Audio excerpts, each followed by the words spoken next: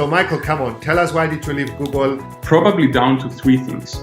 Which is the best investment you have done thus far, Michalis? It's a company that really focuses on maintaining a high standard of well-being. You get less sick leaves if you're joyful and healthy.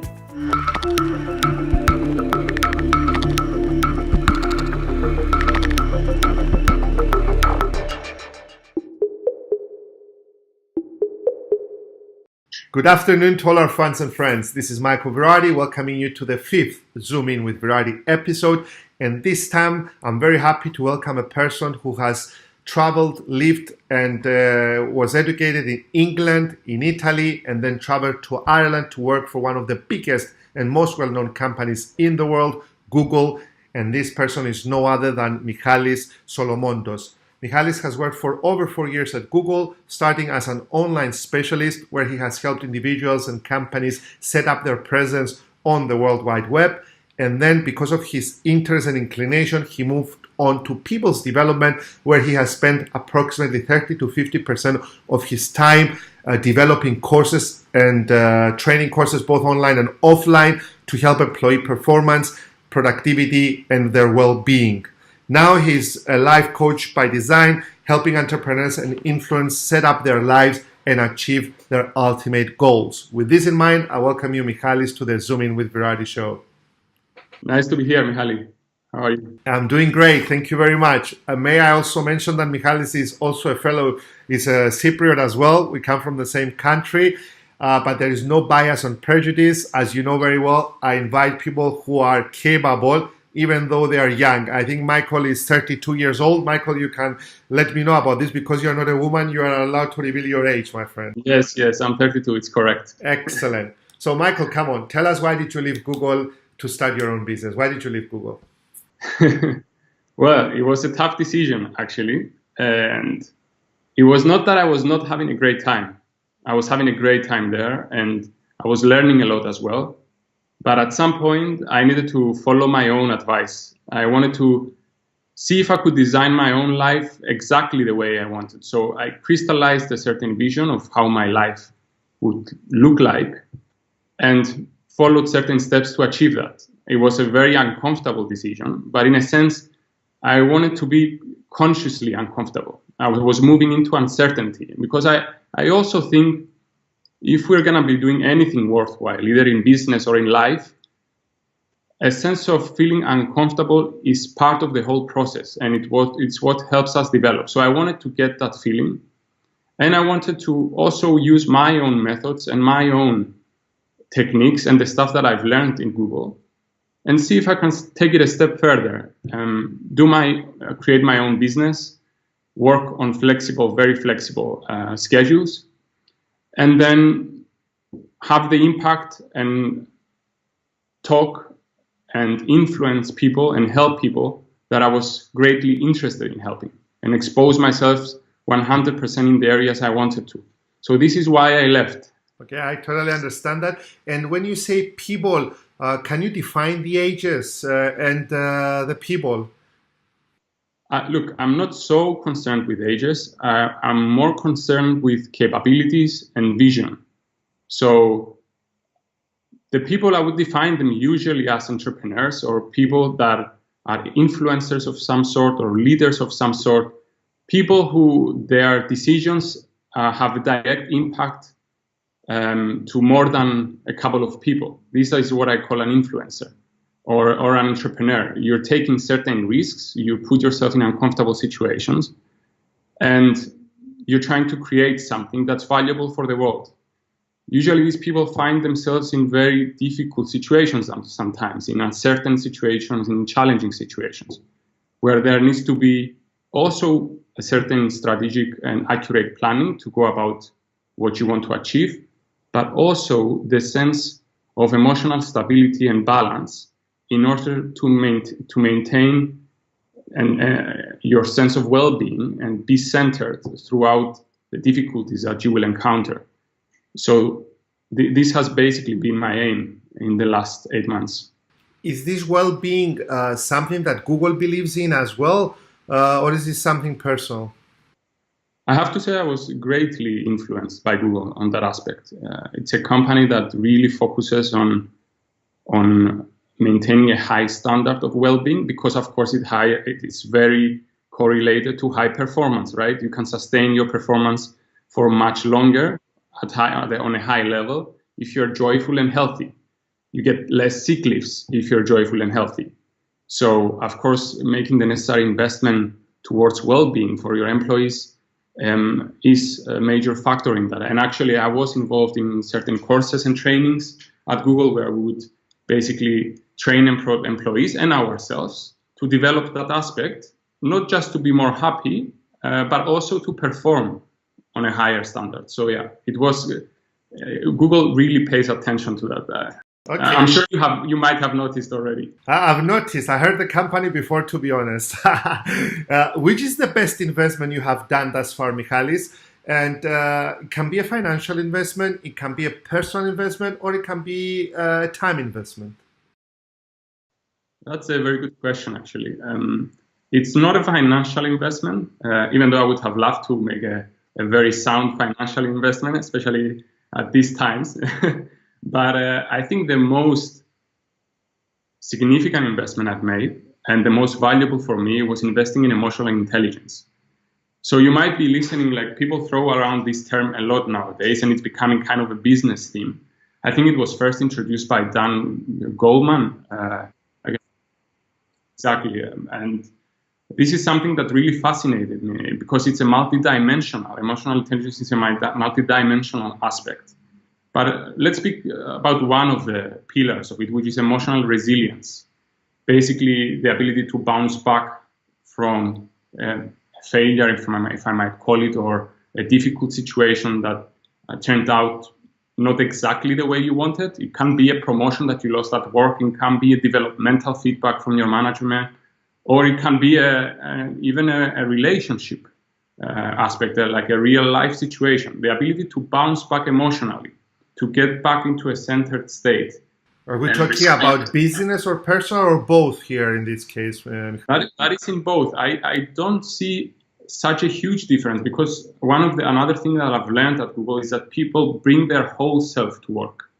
So either you like it or not, what happens at home influences you, influences how you work as well, influences how effective you can be. If you have stuff going on in your mind the whole day because something went wrong at home or in your relationships, there is a high possibility you'll be less effective at work. For example, the sick leave is one aspect of it, right? That people do get sick or depressed or in many other ways lose days from work because of that. So investing in emotional intelligence means you are able to respond to these challenges in the best possible way so that you can continue and pursue your goals, whatever these goals might be. Excellent. Michael, Michalis, let me ask you something. Does Google and Michalis, or one of the two, believe that it's work-life fit or work-life balance? Where do you see this? Where do you stand on this? Yeah, that is a difficult question to answer because personally I find it hard to see where the distinction lies between the two. Work is life. Ultimately, you go to work, and a lot of the things, the relationships you have with people, the communication that's happening there, the way you approach your to-do list or the tasks that you have to do, is very highly correlated with life. So if your question is, because people are talking now work-life balance, okay, this is my work and this is my life. Let's separate that and make it two different things. That was my question, yes, and I agree with what you are saying now, yes. I think it's about time that people move towards a direction where they enjoy work as much as life. So I think this distinction is basically saying, look, life is the enjoyable part. Work is, okay, let's get done with it. Let's make a living. Let's pay the bills. And then we go on to the fun part. But I think this is just an assumption. We don't need to look at it this way. I think we can easily at least set the goal, and this is part of the life design process. Set your vision. Would you like your work to be as enjoyable as your personal life? Or maybe the other way around, we don't know. If yes, then what do you need to do? How do you need to start thinking in order to achieve that? So in my opinion, there needs to be no distinction. If there is a distinction, that's a whole different matter. fit then. Work-life fit. So, Michalis, this is one of the best interviews we had thus far. I love the way you come across. So let me ask you one last question, because you were my mentor when you told me to keep the interviews at the minimum of time. So the last question is, tell us, how can one get into Google? By knowing the right people. No, I'm just joking. That would probably work for many companies, but not for Google. I think that the important thing to ask oneself is, why do you want to get to Google? Or why do you want to get to any company for that matter? What are you looking for in the company that you're applying for? Are you looking for impact? Are you looking for money? Are you looking to have some fun? Are you looking to have certain status so that you feel good about yourself? It's all okay with me. All I'm saying is, just decide first, what is it that you're looking for? It will make your path, much easier and much more clear once you are honest with yourself. Now, on how to get into Google and into any of the top companies, in my opinion, is probably down to three things. I can name much more, but let's just say three things. The first one is, are you a good fit for the actual job? So, are you really capable of doing what the job description says? If you're not capable of doing that, and you want to sell yourself as if you're capable, Google will eventually find out, or Facebook will eventually find out, or Amazon will eventually find out. This is why before hiring you, I think this is why they are successful. They are figuring it out before they hire you. So that's one very important aspect, and this is why it starts with first. The first part when I spoke about knowing what you really want is kind of one level of honesty with yourself. The second level of honesty with yourself is see what the description is. Can you really do that? So don't say you can do things you cannot do. Okay, it's very crystal clear. Number one, are you a good fit for the company? Number two? The second aspect, I think it's even more important, because even if you are not a good fit for the company, if you are prepared well enough, you can still get yourself up to scratch and get yourself at that level where in the first couple of weeks, you can still develop and then make it at the job. I'm not saying everybody who goes in is a perfect fit, but if you prepare well enough, if you know what the company is about, what's their mission, what do their products look like, how do people interact in the company, what values do they hold? I would say, Michael, that I've studied more for my interview at Google than what I studied for exams at university. This was my approach. Unbelievable. And do you know the statistics, or even just close to how many people get into Google from those who apply?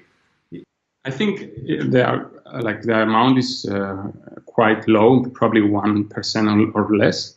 But to be honest, that does not mean anything, and I don't want to discourage anyone from applying. I think this is the whole point, and applying itself can be a huge learning process for anyone. Actually, I would really recommend to people, just go and apply to all the top companies and just try and prepare, see how you would prepare for the role that you really would like to go to.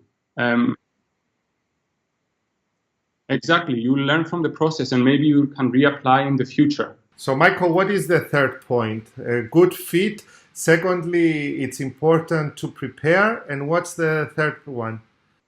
So the third one has to do with something that people cannot control. And that's what I call luck. So for me, luck means it's stuff that you don't really know and stuff that you don't know that you don't know. Yeah.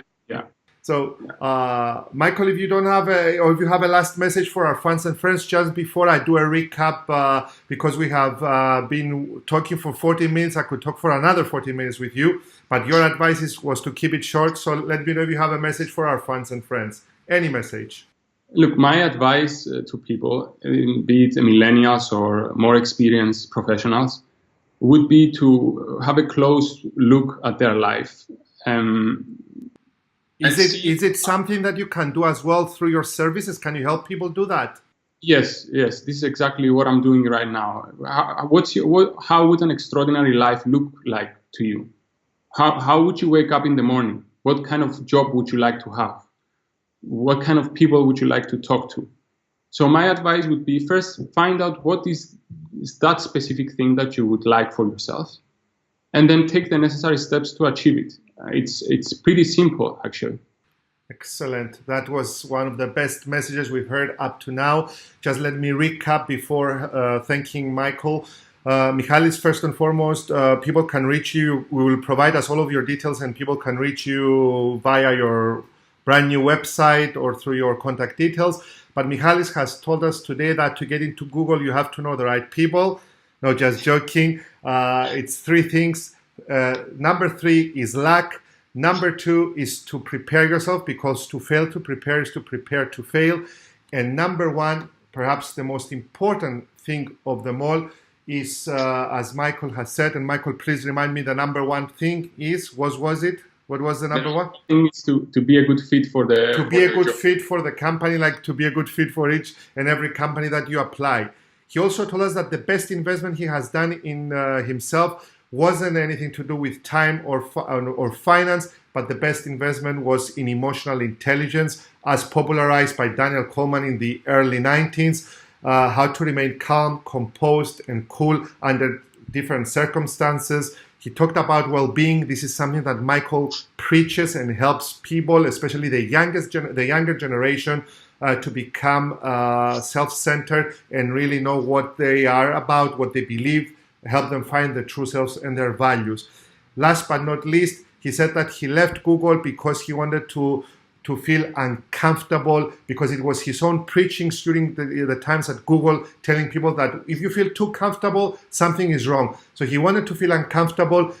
He wanted to start preaching and helping people and give out all those things he has learned throughout his career, not only through Google, but through all the other ventures in Italy, in England, and in Ireland. So with this, Michalis Solomontos, I thank you very much for your time and energy, and hopefully we'll have an interview soon with you. Thank you, Michael.